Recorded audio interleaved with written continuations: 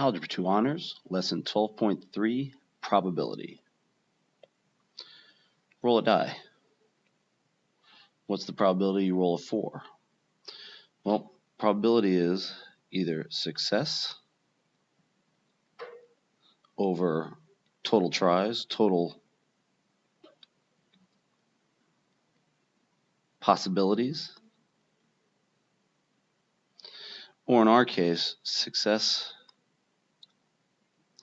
over success plus failure. There are no ties in our world.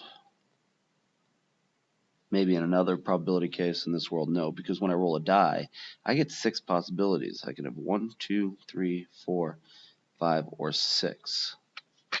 And what's the probability I roll a 4? Well, there's one chance that I can get a 4. That's the only way I can make a 4 is if I roll it direct. So my probability is 1 out of 6. Let's try something a little trickier.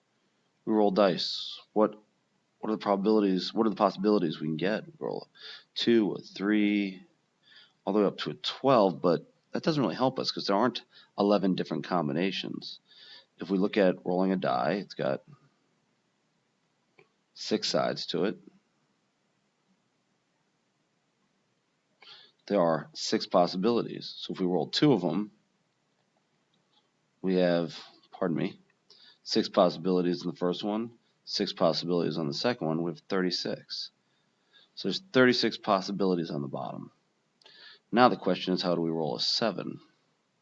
Could roll a 6 and a 1, 5 and a 2, or a 4 and a 3. And since the die are independent, we could also roll a 3, 4, 2, 5, and a 1, 6. That's 1, 2, 3, 4, 5, 6 ways. So probability roll of 7 is 6 out of 36, or 1 out of 6, which happens to be the same as the previous problem, but that's just coincidence. So, all right, what's the probability we don't roll a 7? Well, the probability of all the times we roll has to add up to 1. So the probability we don't roll a 7 is 5 out of 6.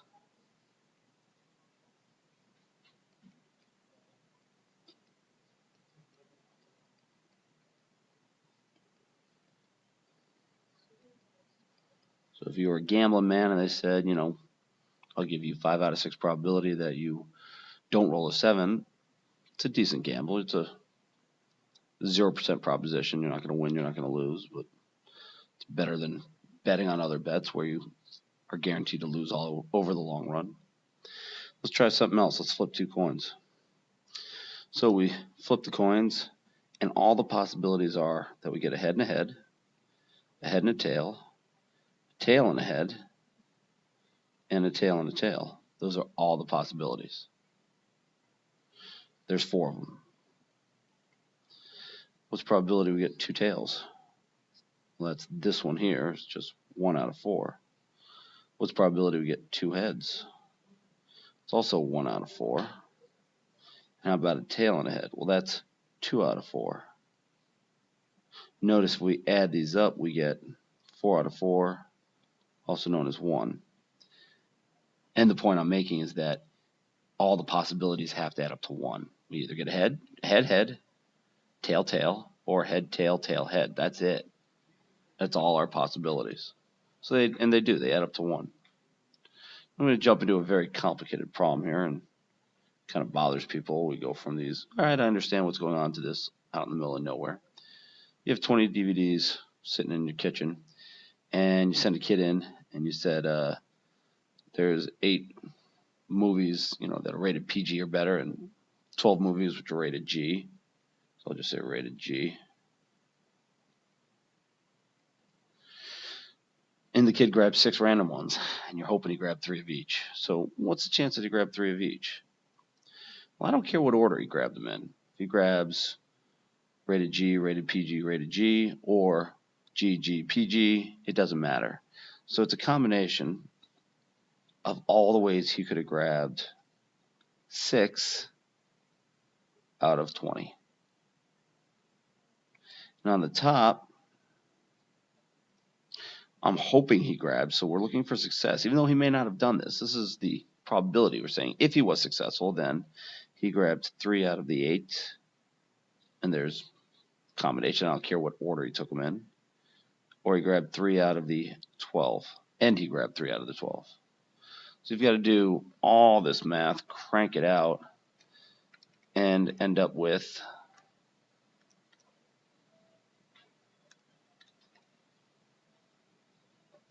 a ratio.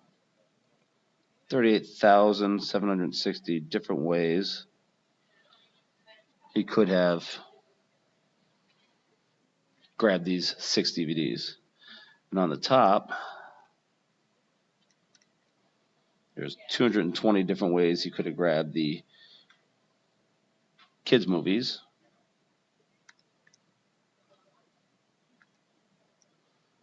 And 56 different ways he could have grabbed the PG movies. Put it all together, and we love to put probabilities in fraction form for some bizarre reason. And it's not bizarre, I know why. It's just the way we do it. You can leave it in decimal form too.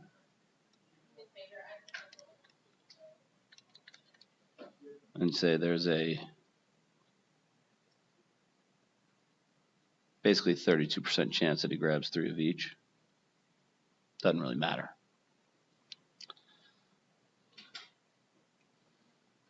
We'll come back to that. So what about odds? They're not the same as probability. Probability was a success over success plus failure. Odds are just success over failure.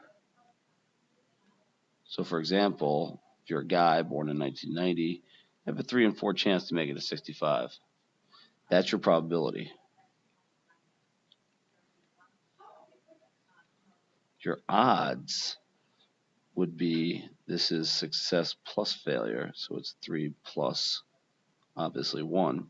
Your odds, we write them with a colon, would be 3 to 1.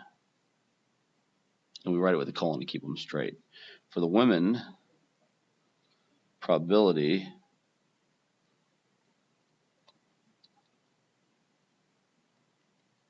is 17 over 20. So your odds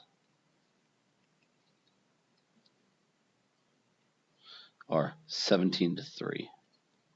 It's just how we write it. Really doesn't mean anything in terms of a big change in what we've been doing. We generally work with probability. It's a little more mathematically correct. So I strongly recommend working with probability. Now, a random variable, it's the numerical outcome of a random event. It's everything we've just been doing. So a lot of people get hung up on this, but they shouldn't. Add these up, and they should equal the 100 customers. They do.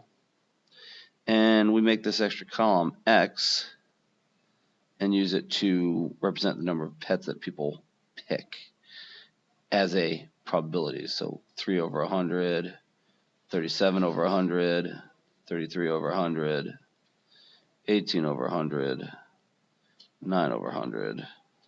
So when you start asking questions, once you've filled out the table, what's the probability someone has 2 pets? Oh, 36 out of 100.